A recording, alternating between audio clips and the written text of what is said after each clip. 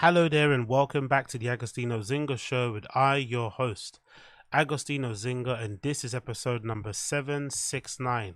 That is 769 of the Agostinho Zinga Show with your host, Agostinho Zinga, and I hope you are doing well wherever this lovely live stream may find you. I hope you are doing splendid. I really do hope you are doing as splendid as I am, because I'm feeling good, I'm feeling fine, I'm feeling good, I'm feeling fine. Today I've got some really good news, actually. Another bit of good news, absolutely overflowing with good news. It's weird how that stuff works out, isn't it? Sometimes you're down in the dumps, you feel like it's one negative thing after the next, and then all of a sudden you have back-to-back positive things. And you know what? My faith in life and humanity and people and just situations has been fully restored, because somebody gifted me a lovely and beautiful and very unexpected Shure SM7B microphone. So I want to give a huge shout out to Keith. This just arrived at my doorstep. I've opened it. I've just tore it apart. I can't wait to get started and using it. I've got to run some tests on it and make sure it works with my audio interface, but it should do. It should be pretty fine in that regard. And if not, I have to get a little filter thing to make it work. But regardless, a Shure SMB7 is an industry standard microphone. It's the one that you see everybody using. It's the one that CoffeeZilla uses, the one that Rogan uses, the one that Rogan uses, the one that Rogan uses. So I'm legitimately on my way to becoming the Black Joe Rogan. I've got the Joe Rogan headphones. Big up Austin Casey for that. And now I've got the flipping Shure SMB7, which is essentially a Joe Rogan microphone. So I'm going to be Joe Roganed out, and it's all thanks to you guys who tune into the show. So I really much appreciate, honestly, you know, like I said previously, if I was a little bit more emotional and if I was in touch with my emotions more than I should be, if I was in touch with my emotions like I should be, actually, then I would cry and I'd be really, overwhelmed with emotion. But because I'm not, and I've gone through some tough times in my life, right? Get out the violin. I'm incapable of crying, but I do cry at weird things. So stuff like this, I don't cry, which I should, but I'll cry like, let's say for instance, I don't know, something bad happens to United. You know what I mean? Then suddenly I'm crying. Something that doesn't really make any sense. So whatever, doesn't matter. My eternal thanks and gratitude goes to Keith for this Shure SMB7. Like, you really don't know what this is going to do for my content going forward. It's really put me another level up. I'm really kind of, conscious of this and being able to produce now really high level content, the best I can do with the material I've got available. There's no excuses now, and I'm just gonna go at it full flipping pelt until the end of the year and see what I'll go on in it, because I've been having fun anyway, right? Before this stuff happened, I've just been having fun. I've just been enjoying myself, having a good time. Luckily, you guys seem to like what I do for some reason. I have people listening, watching, and checking out my stuff, which is always odd to me in that regard, because, like I said, I legitimately started this just on a whim. I started this just to muck around, just to have some fun, and now suddenly I have people checking me out. It's so weird. It's so bizarre. I swear to God, it's so odd. Like, I don't take it for granted, and I tell people this all the time. Like, I legitimately was doing this when I had like 2 viewers, and I was happy. I was ranting into a microphone for like 2 hours plus with like 5 views. You can go back on my YouTube and check it out yourself. So it's not like I'm doing this for like a quick lick or to become famous or something. It's just because, I'm legitimately bored most of the time. I don't actually have any real life friends, but I am interested in some things that I think other people might be interested in. So I'll just share it. That's it. You know what I mean?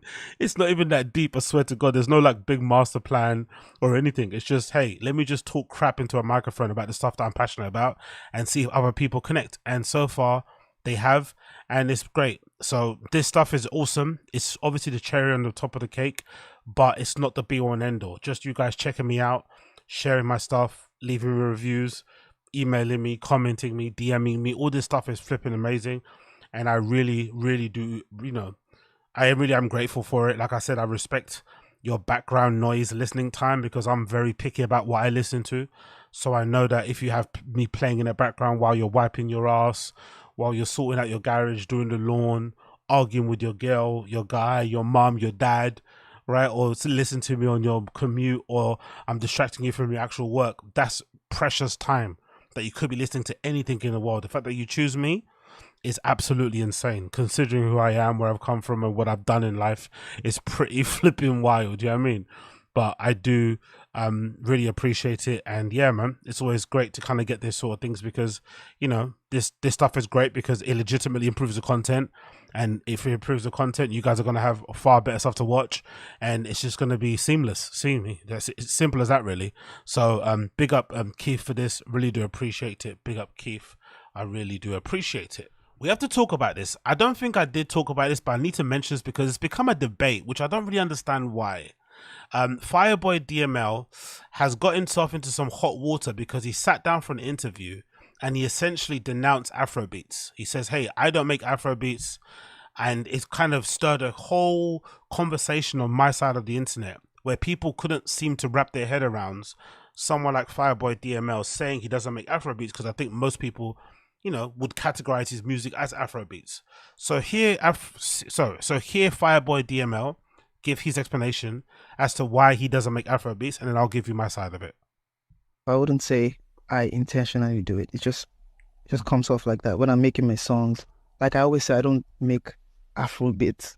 I just sort of like combine stuff. I like to make different kinds of music. So even when I'm making R&B or I'm doing pop, you can hear the Yoruba H factor in it. Like, if you just know this person, this is not an American person, but so you can always tell that, my roots and my identity is always in my music. I don't try to. So I don't understand the controversy about this because I understand what they mean. Like in general, being a quote unquote low level musician myself in terms of the DJing stuff, which isn't really an art form, isn't really a way of playing an instrument, but just run with me for a second here. Being a low level artist myself, I know how limiting and restricting and confusing genres are. Usually when you're a DJ, people always ask you, what do you play? They always ask me that same thing. What do you play? Unfortunately, I have to give you a pretty normie answer. I have to be the kind of person that says, I'm into everything. I have to be that kind of guy because I don't really play one genre. I could play a techno set. I could play a house set. I could play a disco set. I could play jungle. I could play breakbeats. But more often than not, I'm going to combine all of those genres into one set and maybe loads of stuff in between. So to ask me what I play is a little bit, it kind of puts me in a pigeonhole and it forces me to choose a genre. And I've noticed in DJing, actually, this has actually become a thing now. People actually have this debate in DJing where they're like, in order to really take your career to the next level, you actually do need to specify and be very specific and hone in and be very intentional about the genres that you play. So if it's Euro trash, it's Euro trash. If it's hard dance, it's hard dance. If it's hardcore, it's hardcore. If it's metal, it's metal. But you have to be intentional about it and almost have your image match it. So if it's like hard dance and Euro trash, you all dress up like some Y2K kid or some kid that, bloody ran around the vintage shop like the Tasmanian devil. And that suddenly now becomes part of your image. If you want to play techno, suddenly you're wearing all black and bondage and shit and painting your nails and going all that crazy. So it's all kind of matched with genres, which again is really crazy because it makes people dress up and act like they're in a costume. It's really bizarre. So I think it's even worse in African music because the most popular form of African music, especially in the modern day, in the last 10 plus years, has been Afrobeats, has been Afro house, has been Amapiano. That's what people kind of recognize when they listen to African music. But I would imagine, again, not having been part of the African music culture and what they're making over there, but I would imagine it's very limiting also because not everything that somebody makes who's from Africa is Afrobeats. Just because you recognize it as Afrobeats doesn't mean he's making Afrobeats. It could be a completely new genre, a completely weird in-between genre, an after genre, an evolution of it. So I understand when Fireboy DML says this. I don't think he's being pretentious. I don't think he's being stuck up. I don't think he's disowning his roots or whatever it may be. It's more so, hey, can we have a grown-up, civilized, progressive conversation that's nuanced and detailed and respects the diaspora, the diaspora of like, or the patina of genres that exist over there in Africa in terms of genres. It just isn't Afrobeats. Especially for the people listening to it. Like, if I make something and I deem it not to be Afrobeats, it's not Afrobeats. I decide what it is. You don't tell me what it is, especially as an artist. So I definitely understand where he's going with this, and I completely get it. And it's something that I remember what you would call it. I think I remember who did I remember saying it before. Doesn't matter who I remember saying it, but loads of artists have basically said the same sort of thing, and it's become a kind of a bit of a conversation. But you know, I think it just shows the inability of people to really open their minds up to like the different genres of African music that could exist, or to try and categorize, or maybe the unwillingness of a lot of people to categorize some African music as pop because it doesn't sound like traditional pop to them. But it's like, no, there are pop elements in some of these guys, maybe R&B, maybe even country, that could probably lend to it more so than the flipping our Afrobeats thing, because you have a little bit of it going on in the UK too. In the UK, there's a whole slew of like underground artists who don't like being deemed to be called underground. One of them being Len, and a few others like maybe even Lancey Foe, because it's a very limiting and also doesn't really describe what they're making. But it's hard to categorize it because it's not really similar to what the American kids are doing. It's not really like UK rap. You can't really call it UK hip hop either. So I guess when I'm describing those type of guys, I just describe them as like alternative, because for the most part, whenever you listen to like UK music on the radio or on the main playlist here in the UK at least, it's mostly like UK rap, road whatever, drillish type of music. So whenever somebody does make something that maybe sounds a little bit esoteric, let's say, you're going to kind of lend it more onto the alternative side of things. But I think this conversation is great anyway, because what it does do, it does illustrate how popular and how widespread and how mainstream Afro beats or like African music has now become, to the point where artists are kind of debating and arguing about, hey, what genre do I play? I think that's a really, really good thing. It shows how far we've come, that the artists are not just happy riding the Afrobeats train. Like, no. This is a new level, new era, new whatever. Let's move on to other things. So I love it. And I don't have any problem with what Fireboy DML said there. I completely get him. Next, we got probably some of the best news I've ever heard in my entire life. Supreme are releasing a 30 years t-shirt book, 1994 to 2024. A 3-volume book set that basically depicts every single t-shirt Supreme has ever made. I can't flipping wait to buy this thing. I don't care how much money it is. I don't care how limited it is. I'm getting my hands on this, and this is going right on my fucking shelf, and I'm gonna fucking treasure it. I cannot wait. You guys know how much I flipping love Supreme. It was one of the first streetwear brands I've ever worn when I was first getting into streetwear. I think Supreme, the Hundreds, and Stussy. No, Supreme the Hundreds, Supreme's the Hundreds and Stussy and the New York thing actually were the first brands I ever wore when I got into flipping, streetwear and stuff. So it holds a special place in my heart.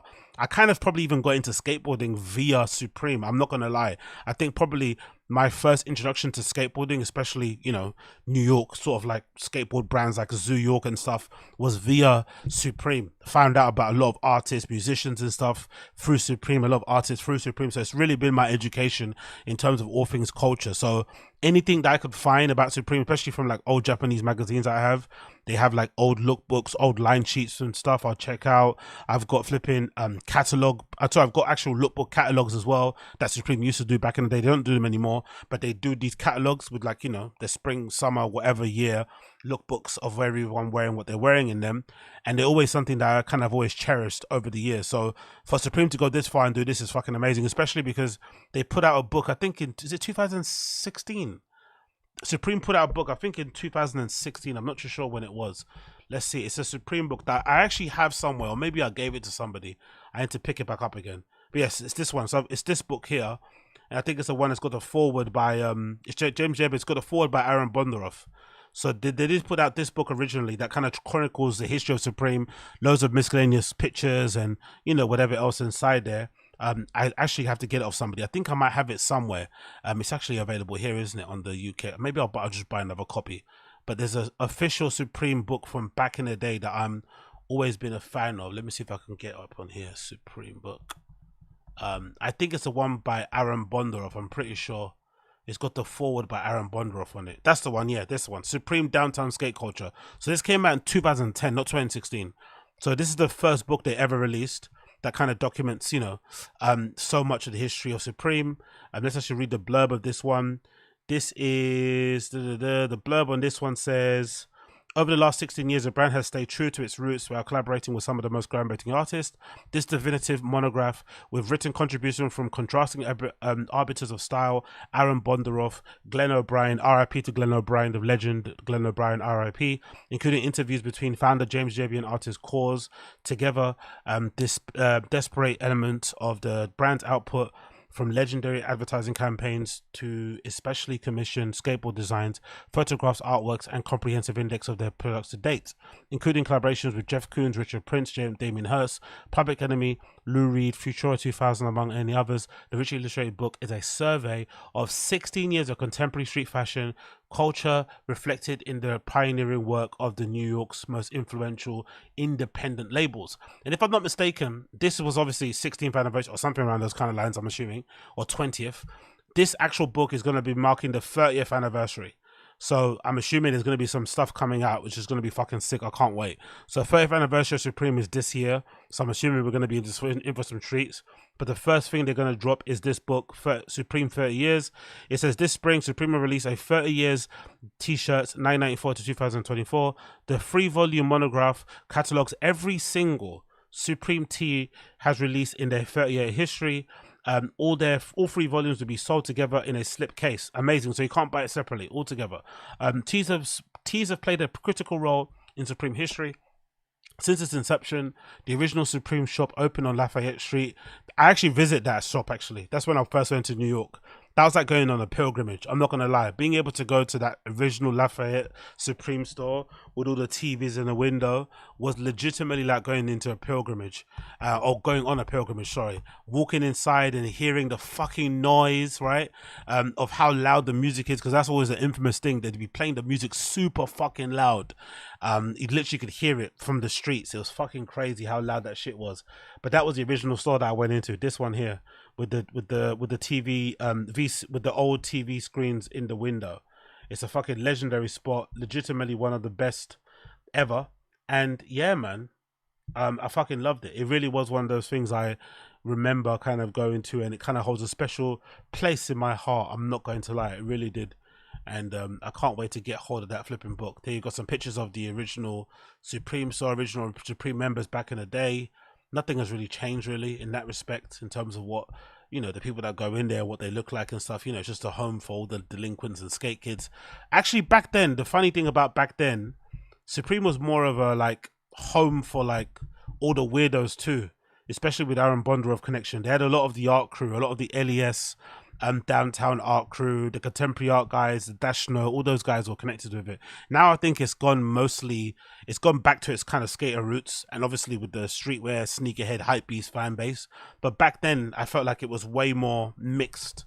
You'd see designers there, photographers, artists and shit. So it was a fucking cool time to go there. So yeah, I don't take that for granted.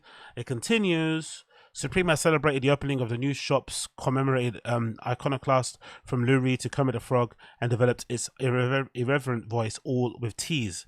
Available on April 25th. I can't fucking wait. I can't fucking wait.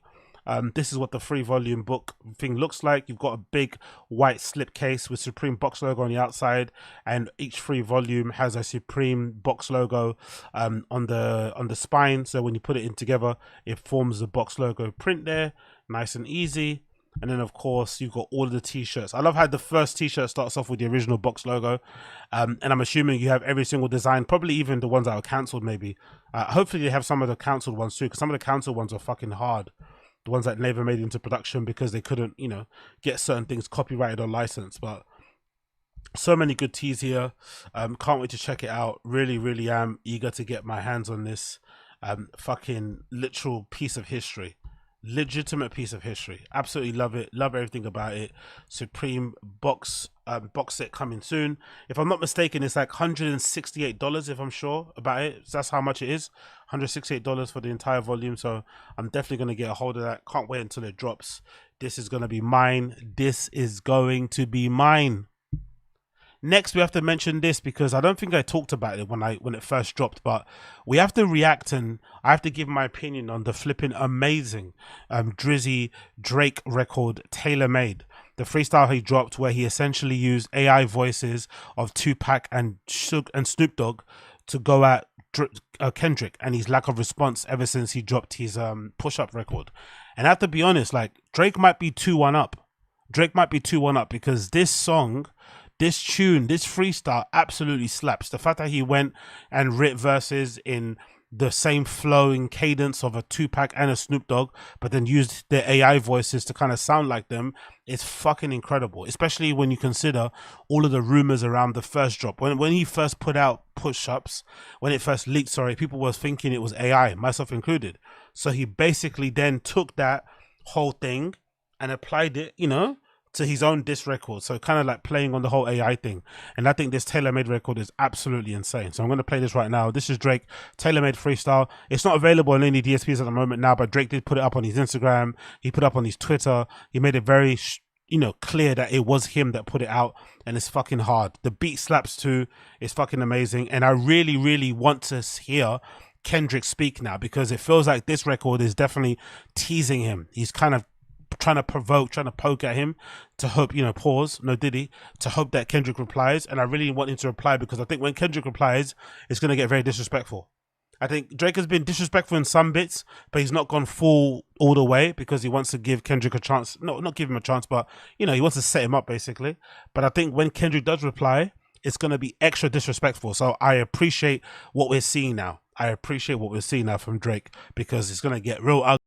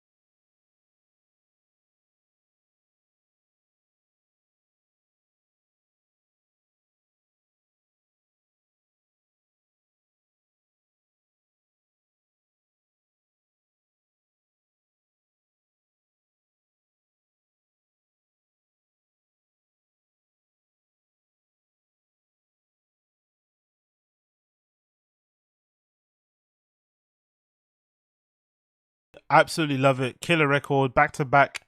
Um, Full diss songs, not verses from Drake. So it's on Kendrick now to come out with something hard.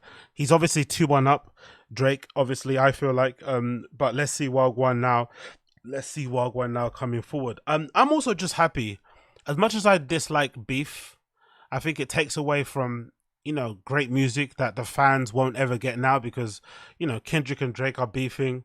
Most likely there's something real underneath all of this beef, and we're probably never going to see them collaborate anytime soon. Same thing goes with Future. Same thing goes with Metro Boomin. So we're going to lose out on a lot, right? We're going to lose out on never hearing a Metro Boomin produced Drake album. We're going to lose out on not having another Watch the Thrones 2, whatever it may be.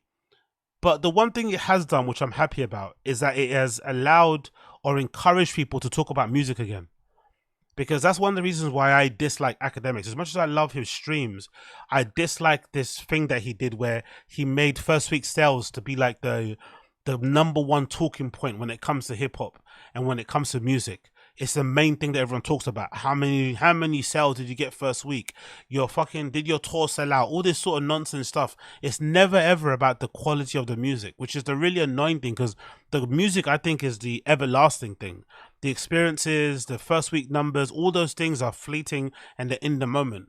But the music lasts forever. And sometimes stuff resonates with you that maybe isn't commercially successful. And no one ever talks about that in mainstream or in the general kind of blogosphere of hip hop stuff because everyone's obsessed with first week sales. So at least with this beef, we're seeing people dissect lyrics.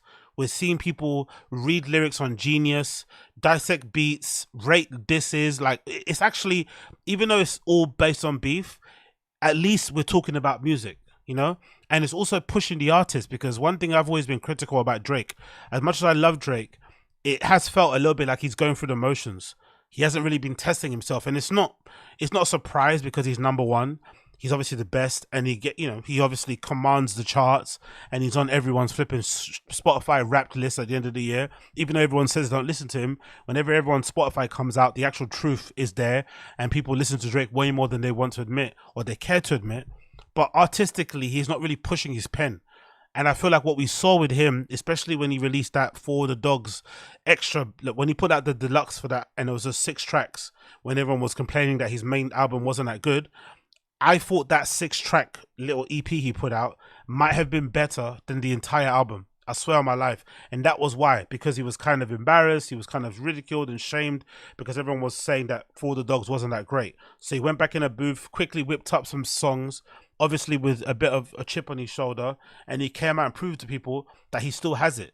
So at least with this beef, it's pushing people like Drake, who are normally going through the motions, to actually come out and do something, a bit hard. So I'm loving that. I just hope it doesn't obviously get to anything serious. If it does, I guess we have to pick up the pieces as a fan base, but at least we're getting some good music discussion.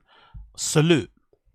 Next on the list, we have this pretty insane headline and article courtesy of CNBC that just explains why Nike are where they are, lacking innovation, losing a little bit of their grip on the youth, and just generally a little bit all over the place, right? Because this article courtesy of CNBC legitimately took me aback. The CEO of Nike blamed remote work for innovation slowdown, saying it's hard to build disruptive products on Zoom. This is insane, right? So let's read the article here. Nike CEO John Donahoe, he is a fucking hoe if he's saying what he's saying there, on Friday blamed remote work for the company falling behind on innovation, saying that it's tough to be disruptive when people are working from home. In an interview with CNBC's Sarah Eisen from Paris, Donahoe was asked about the company's lack of fresh products in this assortment, which had been a concern amongst investors. What's been missing is the kind of bold, disruptive innovation that Nike is known for. When we look back, the reasons are fairly straightforward.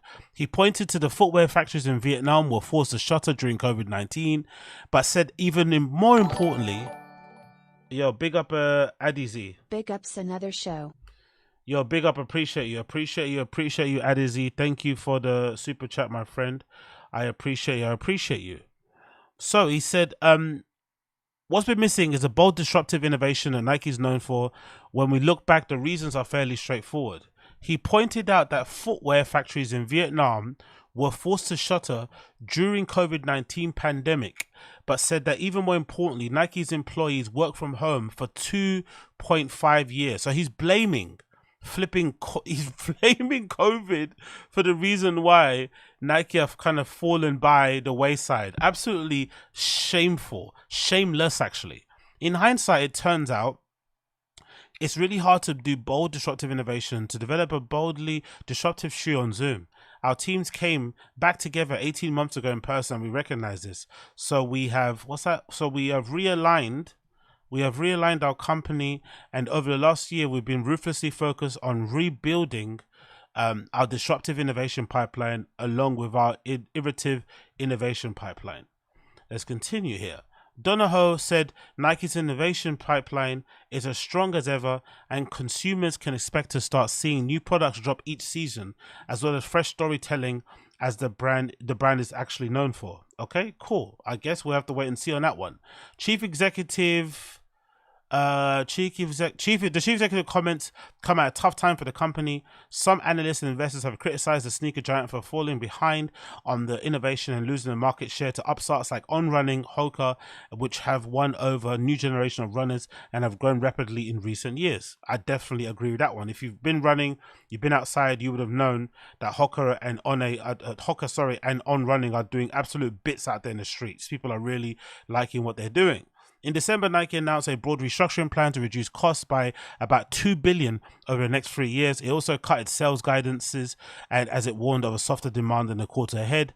2 months later, it said it was shedding 2% of its workforce for more than 1,500 jobs, so it invested in growth areas such as running, the women's category, and Jordan brand. Imagine losing your job because Nike want to save their running department. Something they've kind of alienated and taken for granted for the longest time. Your job is now as a sacrificial lamb to keep running on running. Can you imagine that? Donahoe insisted on Friday that Nike is still gaining share and remains a dominant force in running and all things sport. We've done more to advance running than any brand in the world over the last 50 years, and we continue to lead in this elite runners. Innovation has always been what has been marked Nike in running and other categories, so we're going to copy what other people do. We're going to bring innovation. We're not going to copy people, we're going to bring innovation. Sorry. Cool. All right. What do I think? I think this is a lot of hobbledegook, a lot of bullshit, and just a CEO's attempt to cope and to sort of like divert blame away from obviously his lack of foresight and obviously to not take any accountability to what's going on.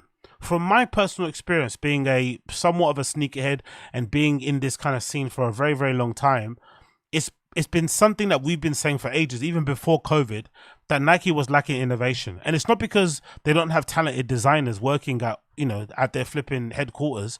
They do. They have amazing talented people all over the world designing amazing things. But Nike was always looking at the easiest thing to do. The easiest thing to do is to pump out retros, Jordans, Air Force Ones, Air Maxes, just continually pumping out shoes that were designed 20, 30 plus years ago because the consumer knows them, they're tried and true, they have the data to back it up, just keep pumping up in different colorways. Now, what Nike also fucked up on, which in my opinion, I think this, when they started to specifically, make shoes for sneakerheads. So they recognized that sneaker culture was becoming a thing. They started to lean into it more and create limited edition colorways, tier 0 colorways, or specific shoes. Over time, they flooded the market. There's too much of that stuff, and it's not interesting because most of the limited edition shoes, they usually are applied to retros. So if you're only selling limited edition sneakers to sneakerheads, but the silhouettes you're using are 30, 20 plus year old models, you're not really bringing any innovation, and you're kind of tapping out, and you're kind of running that well dry of sneakerheads who want to buy Jordan 1s, because there's only so many Jordan 1 retros you can buy in your lifetime until you get tired of that silhouette. Hence why they're starting to kind of like put a bit of love into the 2s, into the 3s, 4s, 5 and 8s and upwards, as you've seen over the last few years. But it's still not enough. What we want to see is innovation. And what the other brands have done, New Balance, Hoka, One, Puma, even Mizuno, Asics, they've taken some of their classics, they've updated them, they've given them a new breath of life, but they've also introduced new innovation at the same time. So for every 2 or 3 retros they put out, there's always a new silhouette. But Nike doesn't do that. They're kind of shy about doing it. They're hesitant to do it because it's harder to do. It's harder of a story to tell. It requires more money. It requires more time. It requires more effort than just to put out another Air Max, slap loads of fucking brand logos over the fucking Air Max Day nonsense and just keep going over and over and over again and spinning that wheel. So this is not a surprise. And this, for this guy, John Donahoe, to like blame it on COVID and blame it on remote work is kind of disgusting. I'm not going to lie, especially when you think about a designer that's, out there in Oregon and working at Nike and designing colorways and silhouettes and, doing stuff in the innovation kitchen or whatever it may be. You don't need to be in the office to do that job. If you've seen anybody who designs shoes or designs anything for that matter, there's no need, working in an office doesn't affect the way that you design, doesn't change your output. The reason why your stuff doesn't get put out is because of the head brass, the top dogs, the sales guys are the ones that sometimes stifle these shoes from actually being released to the public. It's not that these guys aren't designing great shoes. These guys and girls aren't designing great shoes. They are. I'm sure they're designing amazing shoes in there. You'll probably go to a Nike head office and find all these amazing concepts and ideas and stuff that they've been working on that never saw the light of day because some salesperson, some buyer, some head person over at Nike, probably this John Donahoe guy, said no, let's put out more Nike Air Max 1s. That's the reason why there's an issue. Look at even the Air Max 1. The Air Max 1 has been a staple Nike shoe for a long time. It obviously does great sales numbers. Instead of taking that and trying to put a new model out, they just took a Nike Air Max 1 and gave us the big window. Yes, I'm happy as a fan of that Nike Air Max because it's a classic shoe. The Nike Air Max big window has a better shape, has obviously the big window. But that money and that resources could have been probably best spent to actually make something brand new. And when you have Yeezy, when he was at Adidas, consistently bringing out new silhouettes and completely redefining and changing, what a sock shoe looked like, what a particular running shoe looked like, and kind of changing people's expectation on what those shoes at that sort of level are going to appear, feel, and sort of like drop like. It puts a lot more pressure on Nike, and Nike are feeling it for once.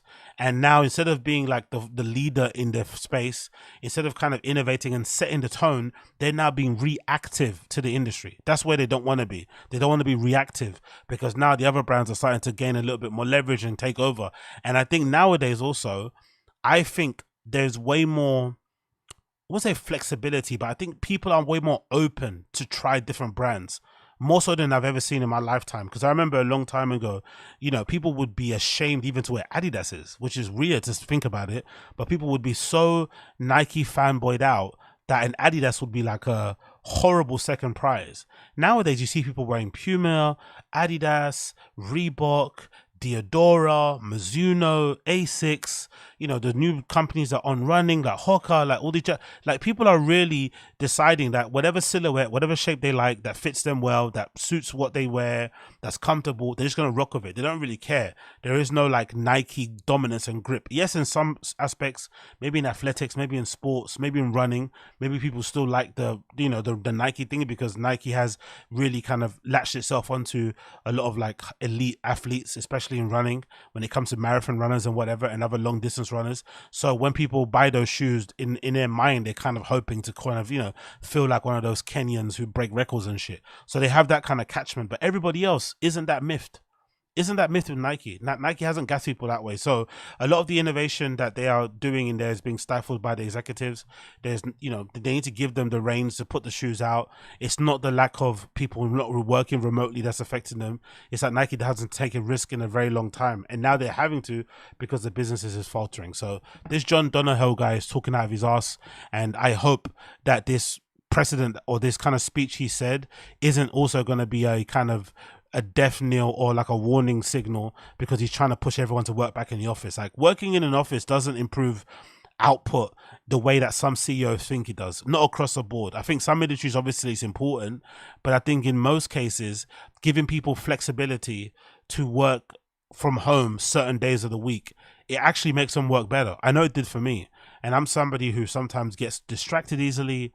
I sometimes need a little bit of micromanaging or whatever it may be. But I noticed in the last few years when I've been working at home, I've become way more respectful, and I become way more grown up with my work. When I'm working, I'm working. I'm not on my phone. I'm not checking random things. I'm just doing my job, because I'm also conscious that I've been given this privilege. I've been given this gift of like working from home for certain days. So I'm not gonna fuck it up by then just mucking around and not doing the job I'm meant to doing. And like a grown up, people pay me for my time. So when you pay me for my time, I'm going to give you back as much as possible that I can give during that time. So I think a lot of people are like me in that respect. They don't want to lose their privileges. They don't want to lose this opportunity to work from home. So why would you fuck it up? So this whole idea that working from home people are lazy, I think is a bit of a broad generalization. I'm sure they do exist, lazy people who just kind of put a flipping doll's face on the webcam and don't do anything.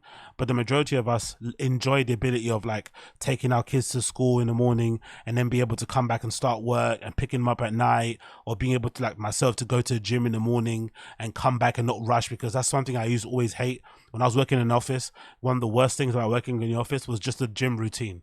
So I'd have to go in the morning, but then I'd have to take my kind of change of clothes with me, then shower at work, or maybe quickly shower at gym. It's just annoying. You do have to carry like a little mini luggage bag with you. Or what I'd usually do sometimes to kind of counteract that is that I think 3 times a week I'd run home just to kind of get some mileage and get some running, get some cardio and some workout in. I'll just take my running gear with me and I'd run home from my work, which wasn't too bad because it was like in, east central of like London, which is not that shabby from like where I kind of live. But still, you're running like 5 to 6 miles 3 times per week just because you don't want to, take loads of, soggy washing clothes to the flipping work all the time. But then you're also having to run back home with a bag. So the ability to work from home really, for me, allows me to even do this pod. To do this pod and stuff and to do my streams, it's because I work from home mainly. I don't have to go in the office. If I had to go in the office, I couldn't stream when I stream because, I'd be having to sleep and wake up early and having to prepare to go on my commute. And all those things will impact the way you do your work. So I'm not going to put you in a good environment, not going to make you put in a good flipping place, blah, blah, blah, blah, blah. So John Donahoe is talking out of his ass, and I hope this doesn't mess up everybody's working from home thing over there at Nike. I really flipping do hope it doesn't mess it up. Moving on, we also have this really sad story to kind of update on. This is courtesy of the legendary Kim Ann Fox. I'm sure some of you know Kim Ann Fox from the legendary song Creature that released back in the day. She's a prominent producer, DJ, and just all-around badass. And unfortunately, Kim Ann Fox and their partner, Cora, unfortunately were assaulted in Berlin. I'm assuming it's some sort of like, attack on them because of their, because of their orientation and shit.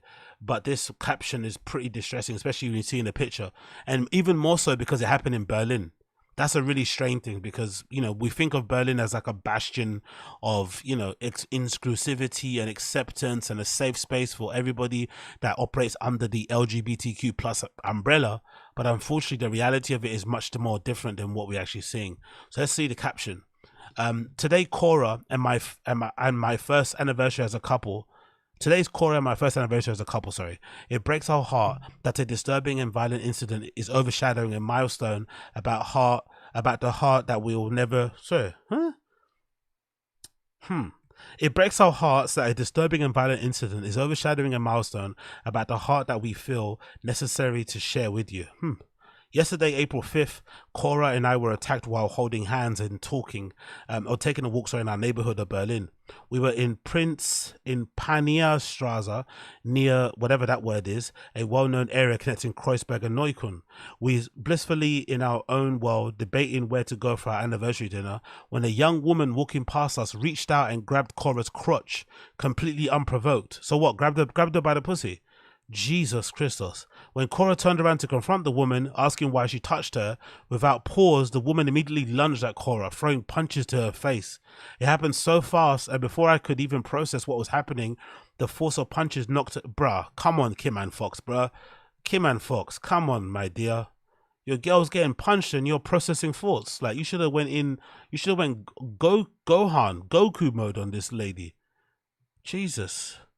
When Cora turned around to confront the woman, asking why she touched her, without pause, the woman immediately lunged at Cora, throwing punches to her face. It happened so fast, and before I could even process what was happening, the force of the punches knocked her to the ground, and blood was dripping from her cheek. To be fair, though, as well, like, imagine you're in, like, the zone of going out with your partner, for an anniversary dinner. You're literally holding hands, you're flipping interlocked fingers, you're staring each other in the eyes, you're kissing, you're hugging, you're just remembering all these moments without even saying words, right? You're kind of, mentally passing through all these flipping crazy scenarios and memories that you have of each other in this really blissful moment, and then boom, something violent happens.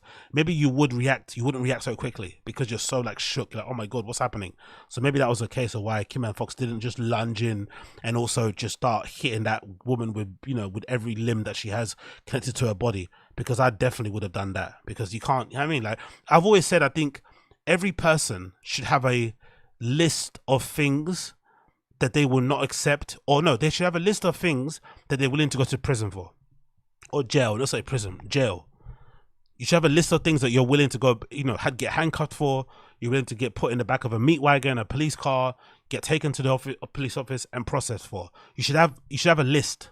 That list should include people fucking about with your, with somebody that you care for, love interest, partner, even a date. Like, you should have things on your list. And I've got a very short list of things, but they are things that are non-negotiable. Doesn't matter who the person is, how big they are, whatever scenario, you're willing to kind of go RIP. You're willing to go GoFundMe.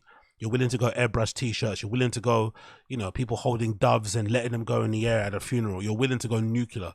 And one of them should be, out with your missus on the anniversary dinner, and some hoonigan, some behemoth, some beast, some animal decides to attack her or grab her by the pussy. Like, you should go nuclear.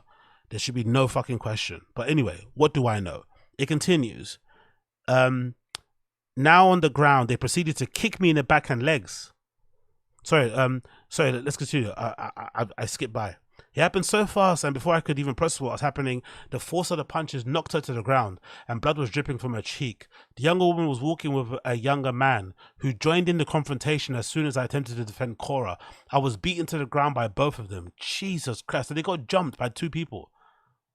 A boy and a girl. God damn it. I was beaten to the ground by both of them. Now on the ground, they proceeded to kick me in the legs and the back. The incident went on like this. Cora and I did what we could to defend ourselves, each other, while simultaneously yelling out but to bystanders to help. Sorry, I shouldn't laugh, but that yelling out to bystanders to help is fucking hilarious. Oh god. At one point, I ran into traffic crying, pleading for someone to help, when it's clear no one around to help. That's the thing about Berlin, man. Like, it's a bit of a hellhole, isn't it? As much as I love the place for raving, like, it's a bit of a hellhole. People leave you alone because, it's a hellhole. But when you actually need help, you realize how much of a hellhole it is. Like, no one's going to help you there. Everyone's kind of just got their head down, turning the other way, fucked up on whatever they're on, coming down from whatever they're on the way to work, don't really give a fuck. So, yeah, not surprised, to be fair, that they got no help. When it was clear no one around would do anything to help, I got my phone out and started to record. Doing this pissed off the assailant, and instead of walking away, they punched me again, shoved me to the ground, and repeatedly kicked me again. Jesus Christ.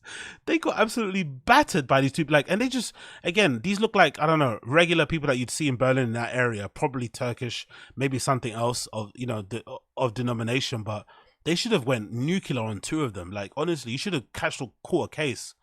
You should have caught a case on both of them, legitimately. This time is hard to calculate in situations like this. I may not be able to remember how long it lasted, but I can tell you a day later, Cora and I are still discovering new bruises from the 3 different times we were pinned to the ground and beaten. I can also recall... I'm sorry, I shouldn't laugh, but oh my god, bro.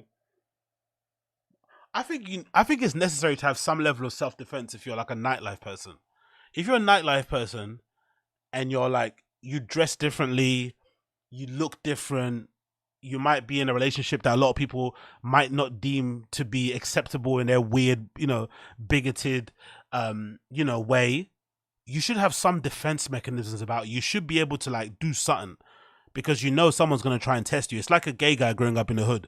Gay guys that grow up in the hood can always fight. Why? Because people always try them. Because people assume just because somebody likes guys that they can't fight or something. So they usually have a bit of scrap about them. I think you have to do the same thing. If you're a girl or whatever, you have to have something about you, whether it's pepper spray, whether it's a fucking, a taser, whether it's a fucking Swiss Army knife. Like, you have to be ready to go all that way, because you can't be having somebody nearly killing you in the street because they didn't like that you kissed your girlfriend. Like, that should be a no negotiation thing. Like, what the fuck are you doing? Do you know what I mean? Like, this is my person. Don't you ever try, you know what I mean? Like, nah, you can't. You can't do that, man. You can't. You can't. I can also recall how clearly I could see the blood on my girlfriend's face because of it all that happened in broad daylight. Yeah. So again, it's just troubling, isn't it? Because, you know, bastion of safe space, allegedly, inclusive, allegedly, diverse, allegedly, but these things happen a lot more often than you'd probably like to believe, or like people would like to believe. Like you to believe. Either way, strength and solidarity and healing to Kim and Fox and Cora.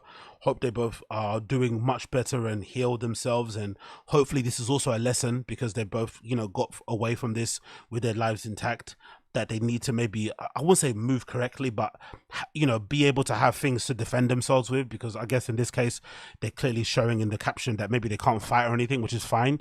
Not everyone can fight, but you should have something to defend yourself with. Fuck it. If you get pulled over, if you have to go to prison for it because a police officer catches you with it, it is what it is. But at least you got something to defend yourself with, because this is unacceptable. You can't have somebody legitimately nearly trying to kill you or fuck you up in a big way. You know what I mean? It's not, and not have anyone to help and not be able to defend yourself also. That must be such a helpless feeling. Your partner's getting fucked and then you try and jump in and you both get fucked, and it's just like, you know, you're both then all getting beaten and bruised and battered on the floor while no one comes to help. That's not cool. So yeah, strength and solidarity to Kim and Foxman and Cora. Strength and solidarity and healing to Kim and Fox and Cora. I hope they both get well. I really do hope they both get well very, very, very soon. Moving on from that, we need to talk about this. This is really a fun little caption to kind of just comment on, but I just wanted to kind of, you know, opine on it a little bit more.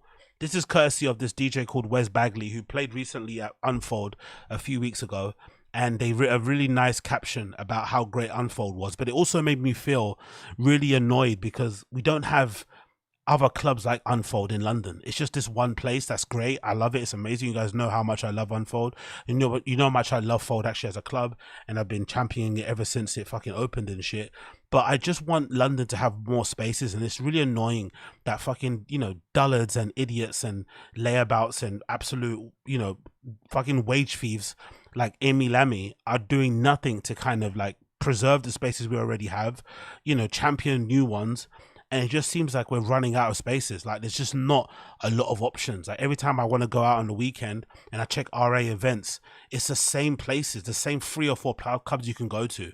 Venue, MOT, Fold, and maybe Colour Factory, you know, maybe The Yard, and now maybe Set in flipping Greenwich. But there's not many. There's not really many, especially after 4 p.m. So after 4 a.m. There's not many clubs. And it's just annoying. We've only got one place. And I wouldn't say I'm kind of tapped out of Fold, but I know, I don't know. I'm a club goer. Do you know what I mean? I want to go to different spaces. I don't want to go to just the same place every single weekend, but I'm being forced to, because they're the only people that do great programming. It's the only half decent club with great clientele and community and people that go there. And it's just what it is, but we need to have more options. Anyway, the caption reads as follows. I think I'm allowed to say I played at Unfold yesterday. Lineups are unannounced. I'm 47. I think that was my favorite time I've ever played music in a club. Wasn't my first time playing there, but it just gets better and better. Great crowd, the sound is amazing, lighting is spot on, door staff security are nice, and the people behind it are doing it for exactly the right reasons, rare and special, which is obviously a great compliment, right? And I think it definitely echoes a lot of the sentiments and thoughts that I have with Fold. I've never actually been to an Unfold in all the years that it's open, because, you know, it's a rave on a Sunday, and usually on a Sunday I'm noticing a hangover or I just can't bother to leave my house.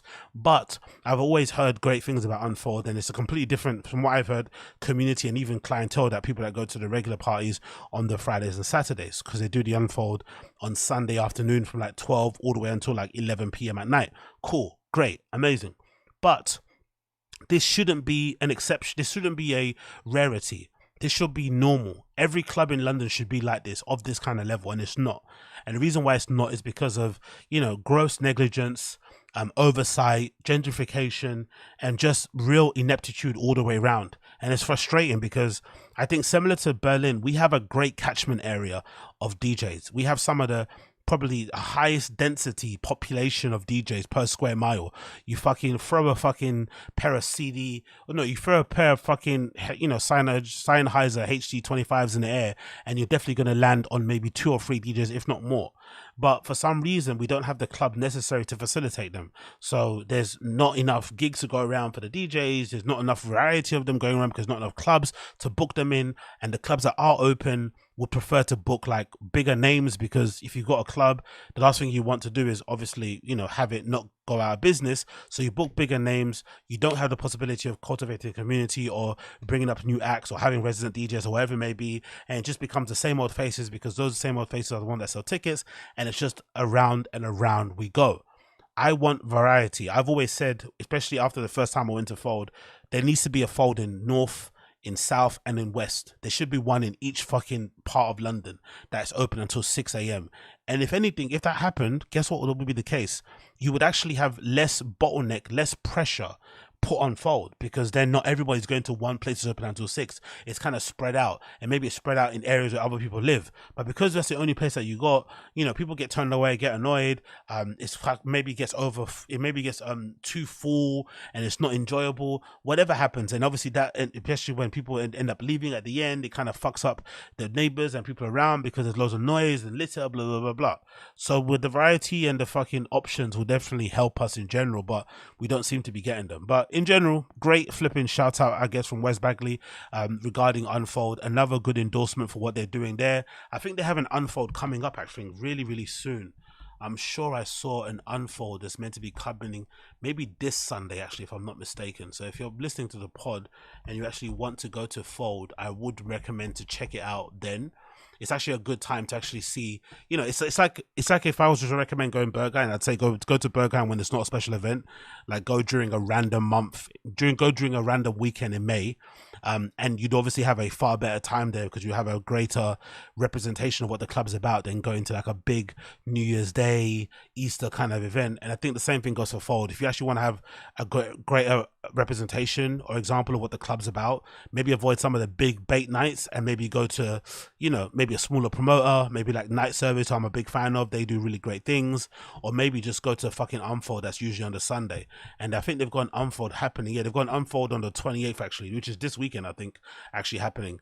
So if anything, that's also a good option to kind of check out, because the Sunday raves allows the club to open for way longer, and then a lot of them are unannounced. They're usually, great people. Usually you might get a special guest there as well, because a lot of like high, well-known DJs, are in London during that weekend. Sometimes they can't play other places because they have, stipulations in their contract, the event to play other places. But then if you can play at a club that doesn't announce your lineup, and then kind of get around that regard. So you can sometimes find some really cool special guests there also. So I recommend, if you haven't been before, check out Unfold and check out Fold in general. Definitely one of our better clubs in London, but I definitely would prefer if we had more options. And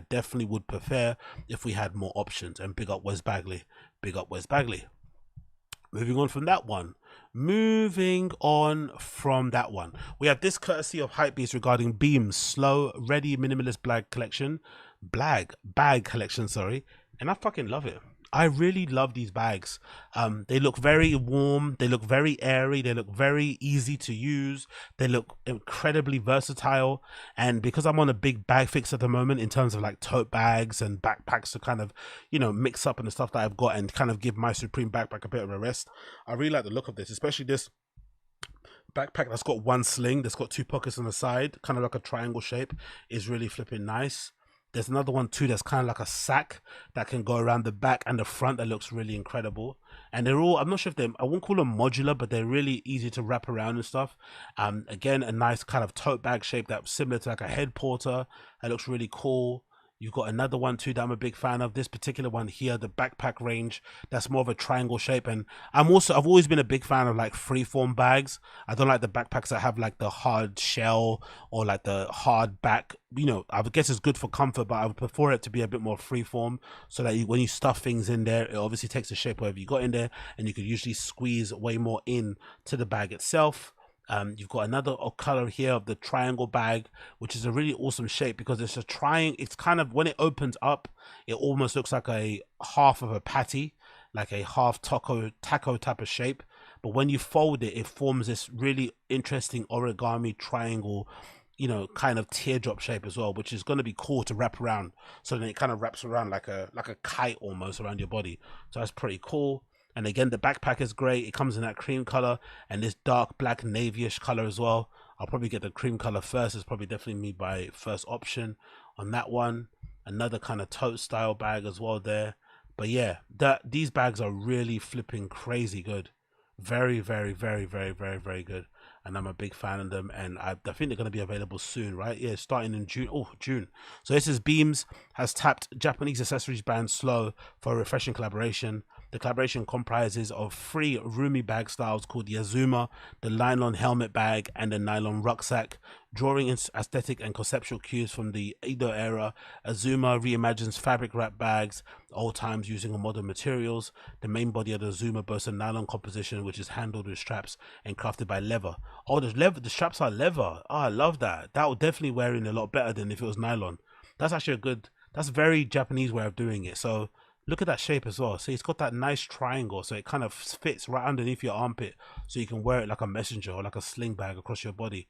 And this leather bag, also this leather strap, would work a lot better than a nylon, because the strap is usually where you get a lot of the, you know, friction and shit. So that would definitely last longer than the nylon straps if it was on there. So that's a really cool little design flip. Both styles arrive in tonal fabrication, ample storage, and benefits of utilitarian appeal. Currently priced at $100.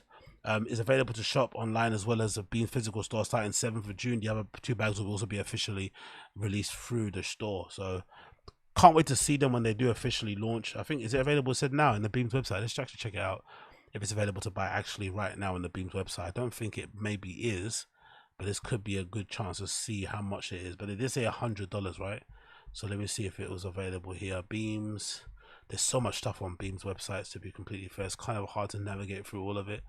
Let's see if they've got anything on there. Recent styles, nothing there so far. Let's go to the lookbook. Let's go to the items, and let's see if they've got anything new there. Maybe we can quickly check it out here. Men, it's got accessories, miscellaneous items, bags. There we go. We've got men's bags over there. Let's see if it's available. This might be a long one because, again, Japanese sites are hard to navigate. There's a lot of shit. There's a lot of SKUs on Japanese sites. They put out a lot of fucking product. They do not play when it comes to the products. I'll tell you that much. Okay, cool. Let's do bags. Let's see what we can see here. Let's see what we can see here. Nothing so far again. We have to go through again to items. Go back to bags. Let's see what we have. Come on, bro. Give me a little bit of a hint here. Give me a little bit of a hint. I'm curious to see if it's going to be the same price as what they listed on there. Is it there? Not there. Is it that one there? No, that's not the one there. But that's a similar type of style. That triangle type of tote bag style that goes underneath your armpit is really cool. But I don't see it there just yet, which is fine, I guess. I guess we'll find out. Okay, there it is there. It's available there. There it is. So the backpack is available, but we don't have the other one, the triangle type of bag. But the backpack is available. And it's, how much is it? It's it's 20, let's say it's 26,000 yen. Let's see how much is that. What does that come up to in UK prices? 26,000 JPY to GBP. What is that? 136. Oof, that's a lot, bro. That's not fucking cheap for a nylon backpack, innit? That might be a little bit pricey for a nylon backpack, I'm not gonna lie. Might have to double think this one. Jesus Christos, for a nylon backpack would not, it's freeform, it's quite nice, don't get me wrong, but 136 quid. We'll see. Either way, big up Beams, always one of my favorite Japanese brands out there. Again, you know, Beams is, if you don't know anything about Beams, it's basically like an upscale version of Uniqlo, essentially. A lot of the stuff is really great. They have a lot of Japanese exclusive stuff they sell over there. Some stuff is sold by certain retail stores, but it's a flipping great place to get nice basics and shit with minimal branding on it as well. So really, really cool. So big up Beams, big up Blood Clot Beams. Moving on from this, we have to talk about the Jordan Jumpman Jacks. Honestly, I've been hyping and been on these shoes from the get go because I recognize these being a really great and amazing addition to my workout regime, because these look like the perfect workout shoes. And I'm glad that I've seen some content and some promotional stuff from Travis Scott that's been basically pushing these shoes more on the workout side of things and not on the flipping basketball side, which is really obviously great. But I'm just confused why they put it under the Jordan Jumpman thing. It could be a stone. That's the thing I've said about the lack of innovation from Nike. This could be its own subdivision. Travis Scott could have his own kind of like, division, whether it's TS, whatever it's flipping called, that has nothing to do with the Jordan Jumpman. That could be another point of innovation because it's a new silhouette. But instead, they'd rather put it under the familiar brand of Jordan, capitalize on that, increase their sales and whatever it may be. But it doesn't really do anything. It doesn't really tell an interesting story. I think the better story would be, hey, we're giving Travis another signature shoe. It's going to be under his own kind of division, his own umbrella, his own brand under Nike, and it has nothing to do with Jordan Jumpman. That might be a better thing. And then you do separate collaborations with him directly through Jordan or whatever else. But Nike and Jordan do what they want to do. The actual shoe itself is fucking beautiful.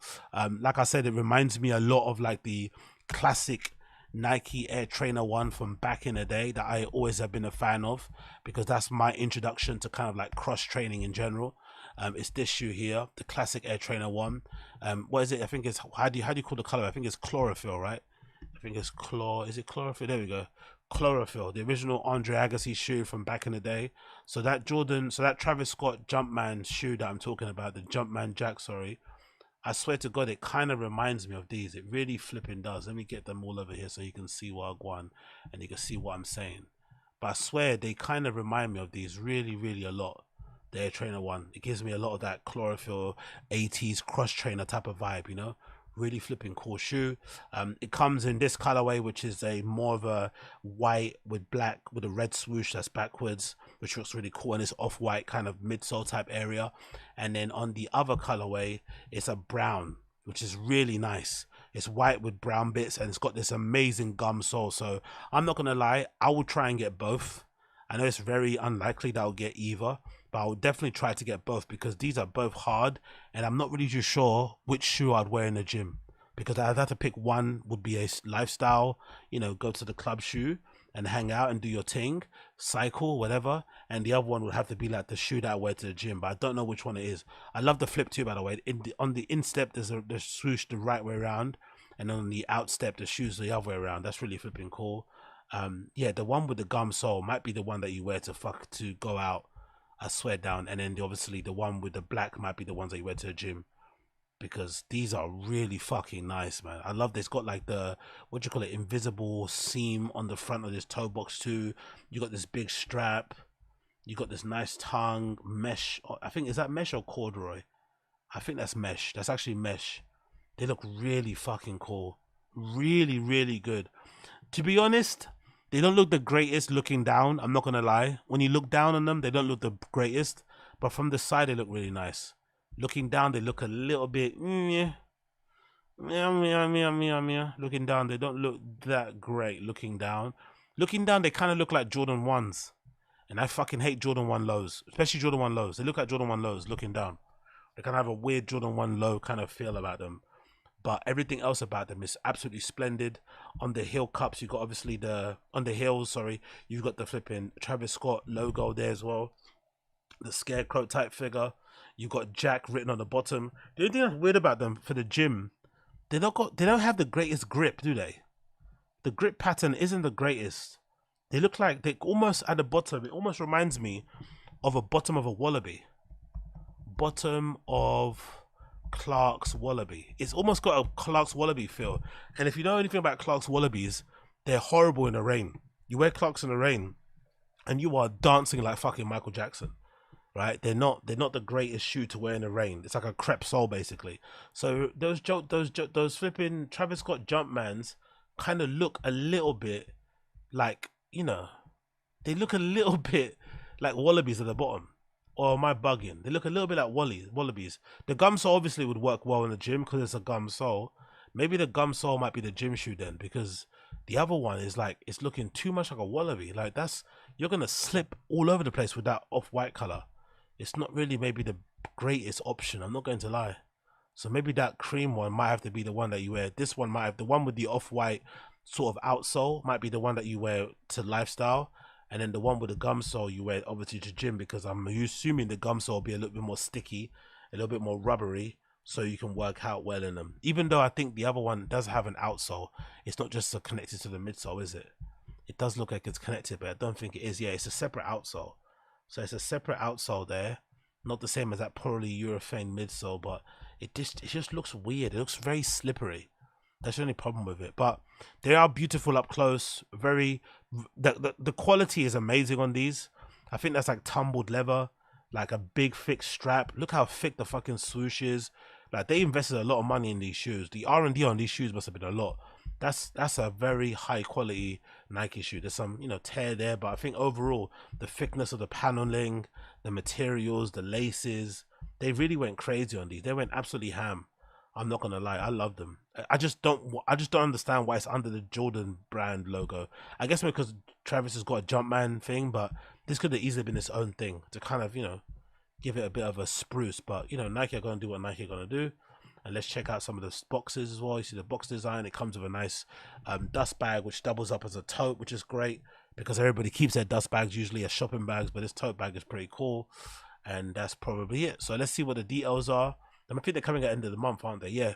Check out the full set of official images. Expect a wider release to go down on April 30th. Peep the prior updates below. So April 30th, they're about to drop. Yeah, you see the gum sole, the gum sole look way more better to lifestyle. This guy is wearing them horribly. He's got fucking elasticated like cargo pants on. Like, what the fuck are you doing with a zip on it? So he's not really freaking them well, but they do look really nice. That gum sole is fucking popping. And let me see this one that's University Red. So the University Red colorway, and what's the other one called? Officially it's called Sail. So Sail is a gum one and University Red's an off-white one. Again, horrible fucking pictures. These guys that put their toes up and shit. Super sus. Horrible. Hate them, to be fair. Sneaker photography in general is fucking garbage. You never ever buy a sneaker because somebody took a good picture of them on. It's always just a shoe by itself. I've noticed that. Whenever I buy a shoe, it's because I saw a product image of it, not because I saw someone wearing it looking cool or taking a good picture. Sneaker photography is fucking notoriously really shit. So yeah, looking forward to them. Gonna try my luck to get both pairs. Will be unlikely to get probably either, knowing my luck with fucking sneakers. But we will try. We will be there. We will be there. Moving on from that one, we also have this courtesy of Hypebeast regarding Lil Yachty, who debuted these really cool Nike Air Force One that he's making in collaboration with his label called Concrete. It's really fucking cool. He's already put out a first pair that was all white, but now he's done these pairs that look similar to like a Bapesa colorway in like this patent, what do you call it, green with like orange, yellowy type color with a bit of red on it as well. Really cool. I'm not too sure if this is like a flip on the Ghana flag. I'm not too sure if that's the reason why. Maybe there's Lil Yachty have like Ghanaian ancestry, Ghanaian heritage. I'm not really too sure. Is it a Ghana thing? Is it something else? I'm not really too sure, but it could be a Ghana thing. I'm not too sure if it is a Ghana thing, but it could be that shoe is like Concrete Boys Ghana celebration time or Ghana Independence Day things. I'm not really too precisely sure, but the colorways do match up slightly, don't they? If you see the colorway of that Lil Yachty shoe and the Ghana flag, it does look kind of similar, right? With the red, maybe it's the other way. It's the wrong way around, probably, isn't it? For it to be Ghana, it's a wrong order. It should be like red, yellow, green, and this is like red. This is like red, yeah, that way. I don't know. Maybe it's a Ghana thing. Either way, they fucking look amazing. Again, harken back to the good old days of Co.JP Air Force Ones. Really cool patent design. Clearly, you know what I'm going with the Air Force One. Looks amazing, great silhouette. And I also like the addition of this silver line. We don't really see this too often. Outside the swoosh, there's like a silver line border going along, and the embroidered logo of the Concrete sign for the Concrete Boys is cool. It's embroidered and it's incredibly thick, like really 3D raised, relief type looking embroidery on the heel, which I prefer more to like, screen printing or whatever, or embossing. This is going to last longer. So the quality is really high level on these, to be fair, considering Nike usually, you know, shit the bed when it comes to retros of Air Force Ones. And then there's also other colorways here, courtesy of my guys over at Over and Under, new Concrete Boys Nike Air Force One colorways. We've also got some. You got the obviously the colorway that Yachty wore during Coachella weekend one. Oh, it's got like a satin lining. These are gonna be expensive. The lining is like satin or silk. These are going to be really expensive. Jesus, lovely. I love those. And then of course there's other colorways. There's an all black colorway with the. This reminds me a lot of there's an Air Force One mid like this actually. I think it's the Yachty is the one. He's going into the archives. There's a Air Force One mid of this same colorway that I remember having in school with the outsole in red, lining in red with the all black upper. I think I got in trouble wearing them in school as well because you're meant to wear all black shoes, but you know, had a bit of pop there. There's also the same shoe with all black with the leather with purple. Those are really nice too. The leather on these is really cool, good looking, to be fair as well. This is really high quality, so I'm assuming these will be quite expensive. And there's also a classic white colorway with the orange outsole and orange lining also there. So really cool designs, really cool colorways. Yachty fucking smashed it. I can't wait for these to drop. No idea when they are gonna drop, to be honest. Everyone's just sharing these pictures all the time, and obviously these really cool promo images too that Yachty did, where he's basically emulating this old and vintage picture of Nigo back in the day, gazing at his Marvel Bapesters that released back in the day. These Marvel Bapesters, I remember queuing for when they originally released at Busy Workshop in London back in the day. They actually came in, right? The Bapesters originally came in a box that was similar to how you would buy like a figurine from Marvel. Absolutely incredible. Like some of the best package that what Nigo was doing at Bape back in the day, it needs to be studied. It needs to be put into a really dense documentary because he was spazzing. Like he made these shoes collaboration with Marvel and he had them wrapped. Obviously this is the updated version, but the original versions were obviously wrapped like they are like a toy that you'd buy in this amazing plastic casing. And some people would literally keep the shoes in there and not fucking open them. I've still got friends that have these legitimate new ones that they haven't opened ever before. You'd have one with Spider-Man, you'd have one with the Fantastic Four, you'd have one with Hulk, all different types of Marvel characters on there. Iron Man, Captain America, like Thor, fucking great. Really, really cool. So obviously, what's his name? Lil Yachty is from good stock. So he's out here fucking emulating his hero because Nigo was the master and the king of flipping Air Force Ones, or that Bape style of Air Force One anyway. And it's amazing when you look at the picture, because this picture that I've got here on the screen that shows, you know, Nigo looking at the early sample of the shoe that he did, the patent shoe, the Bapesters, which is not a Marvel actually, just a basic Bapester, but I think it's maybe a collaboration. I'm not sure that logo is at the back. But the funny thing about it is that even though Nike gave him a cease and desist, isn't it funny that the shape of the Bapester is actually nicer than the Air Force One? Like, look how flat and straight this toe box is compared to the little bend that happens here on this updated retro of the Nike Air Force One. The overall shape and silhouette, and I heard allegedly, I'd never actually bought the legit Bapesters from when these were released back in the day. Oh, by the way, look at that ring. Honestly, Nigo was drippy in it. Swarovski Bape hoodie. This hoodie was so in demand when I was buying Bape back in the day and back in the scene. The Bape logo with the diamond encrusted all over it, the ring. But anyway, this particular shoe, I remember people saying that it was considerably more lighter than the regular Air Force One. So Nigo did what great Japanese designers do. He took an already existing product, deconstructed it, and rebuilt it to his taste with minor improvements. And allegedly, I remember one of the things they did to get around the first lawsuit from Nike was that he had, I think it's like over 120 different points of alteration. So they went through the Air Force One and altered and twisted and kind of changed dimensions, little tweaks here and there, so that even though it looked similar to an Air Force One, technically it wasn't, because there was loads of different, changes in terms of the design. Eventually I think Nike won or put more pressure on him or something. I don't know how it kind of basically ended. But the original shape of the Bapester Air Force One is so much better than the actual Air Force One. It's incredible, to be fair. And like I said, I heard they were really light as well. So amazing stuff to see. Can't wait to see Lil Yachty release those very, very soon. Hopefully he releases those very soon.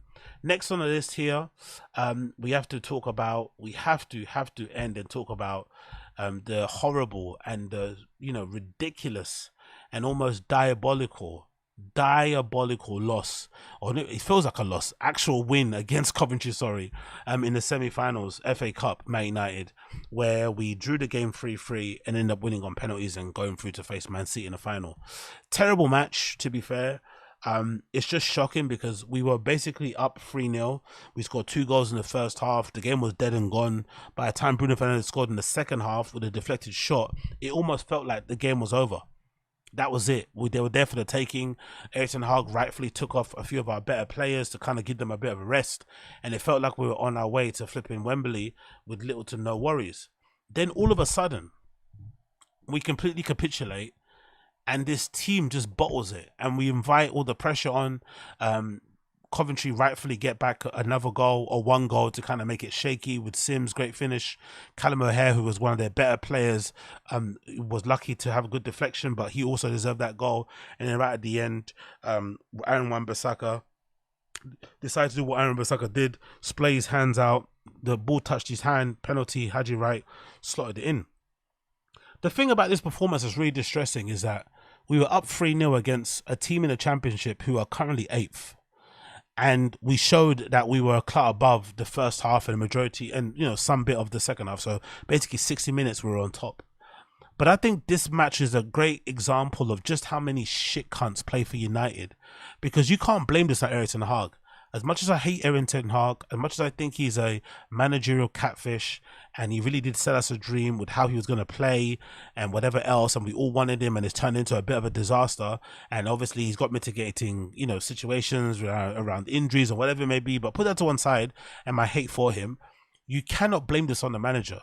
These professional football players getting paid what they paid should have been able to manage this game 3-0 up. They should have been able to kind of kill the game. Even when Coventry got a goal back, they should have been able to take the sting out of the game without waiting for instruction or direction from the manager.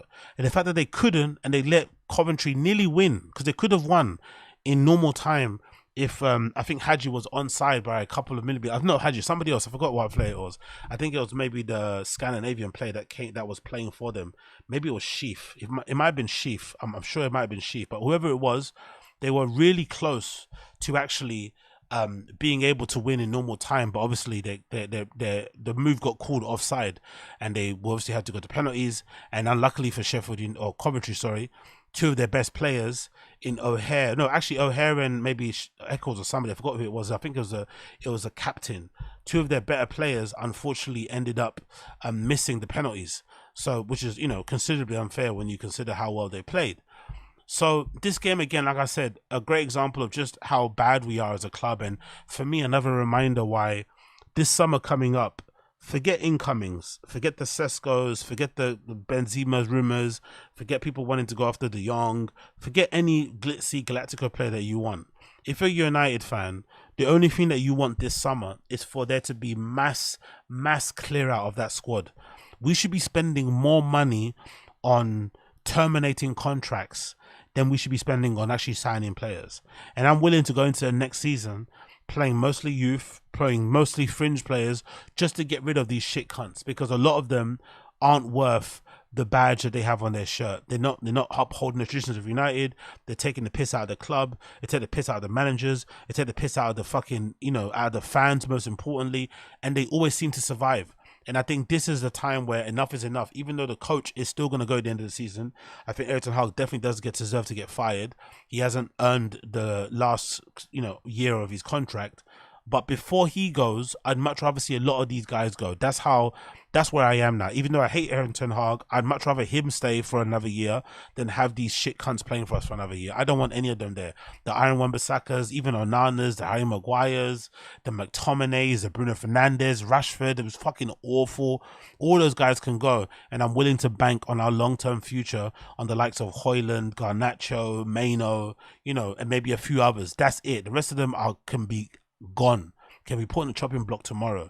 I swear to God they can. I swear to God they can. And then to make matters worse, just to end it, to make matters worse, this article came out courtesy of Chris Wheeler of the Daily Mirror. Allegedly, earlier this season, Erik ten Hag and his coaching staff were presented with a tricky issue within the squad when Rasmus Hojlund complained that Bruno Fernandes, the captain by the way, wasn't passing to him enough. Hojlund fell out with Diogo Dalot during a 4-3 Champions League defeat to Copenhagen in November. Fernandes sided with Dalot. So Hojlund, the young striker that we signed for 70 plus million, who was getting no service, and a lot of people, a lot of fans online, myself included, United fans on Twitter, were complaining, why aren't our fucking players passing to him? Why is it always he's in great positions and they opt to shoot or they opt to pass it to somebody else? Why aren't they feeding him the ball? He's clearly making great runs. He's getting tired making all these runs and not receiving the ball, and he's not scoring, and he's putting more pressure on him. And some people, some fans online were kind of pontificating and theorizing that maybe the players don't like him for some reason. And I was like, no way. He's a young player. He's just coming to the side. Like, why wouldn't they like him? And why, if you don't like somebody, there's plenty of teams and players back in the day who didn't like somebody and you just got on with it as a professional. You didn't play with everybody that you fucking liked. This is such an infantile, nonsense way to kind of approach professional sports. You just get on with the fucking job. Now this story comes out, so everybody was right. And the most concerning thing for me about this, apart from our captain not being willing to pass the ball to our star striker, apart from that, by the way, especially the captain that a lot of fans feel like he can do no wrong, fucking Bruno Fernandes, the main thing that's really concerning about this, the coaching staff didn't recognize this. The coaching staff didn't see an issue with our main striker not getting the ball. They didn't notice this beforehand. It's us fans that did. So it goes to show that even though some of us fans online, myself included, can be very knee-jerk, can be very hyperbolic, can be very emotional, can be very reactive, we do watch our club closely. We probably watch our club closely and with more passion, with more intensity than regular people, because we support this fucking team. And by the looks of it, the people that are employed by the club, who are paid handsomely to provide us with great games, entertaining football, and maybe win trophies, they aren't even paying that close attention, because these motherfuckers, Erik ten Hag and his coaching staff, did not recognize, did not see that there was an issue with the lack of service that Hojlund was getting. So much so, the players had to handle the situation themselves. And I understand what happened, because more than likely, if Hojlund brought up the issue to the managers and said, hey, I'm not getting the ball passed to me enough, the other players would probably look at him like he's a snitch. Like, what the fuck are you snitching for? Which will immediately ostracize him and alienate him from the squad, because now the other players feel like they can't trust him, because he's going to go straight to the manager and be the quote-unquote teacher's pet. So the managers, because they are not paying attention, have basically created an environment where some players don't pass to each other because they don't get along. Absolutely insane, unprofessional, and just another example of just a joke of a club that we're at. And all of this falls on the feet of the Glazers. The lack of professionalism, the lack of care, the lack of flipping consequences for bad performances and bad results and shit, whatever, has led to these players having overinflated sense of ego. United are fucking shit. We're going to finish highest position in the league. It's probably 6th anyway. We'll probably end up trophyless. We're diabolical. We're going nowhere fast. But these players act like they're playing for Real Madrid. They have the ego of Real Madrid players, but they have nothing else to show for it, which is crazy, because Real Madrid players, by the looks of it, listen to their coaches. They are very professional about what they do. But us United players who haven't done nothing in the game, most of them, with the exception of maybe some new signings in Casemiro and Varane, most of them haven't done nothing in the game, and they're punting around and flexing their muscle like they're big dogs. I fucking hate a lot of them. So the sooner they all go, the better. The sooner they all go, the fucking better. But again, what do I know? Anyways, that has been it for the Agostinho Zinga Show, episode number 769. If you've enjoyed the show, you like what you see what you like, please make sure you smash the like button down below. I beg of you, that would be greatly appreciated. Please make sure you smash the like button down below if you've enjoyed what you've seen. Of course, if you want to check out the audio side of the podcast, all you need to do is head over to theagostinozingashow.com and you'll find the selection of shows I do and everything in between available on my lovely flipping Libsyn available there. So you can check that out if you are that way inclined. It's a really amazing place to check out all my show.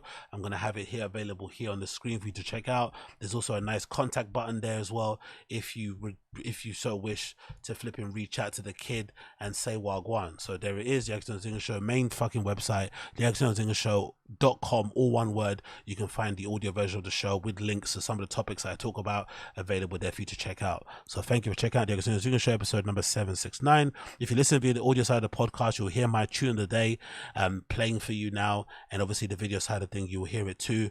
My tune today is Babyface E County Time. That is my tune today. Today is Babyface E County Time. Thank you for tuning in to the Action Zinga Show. I appreciate you, and I'll see you all again very, very soon.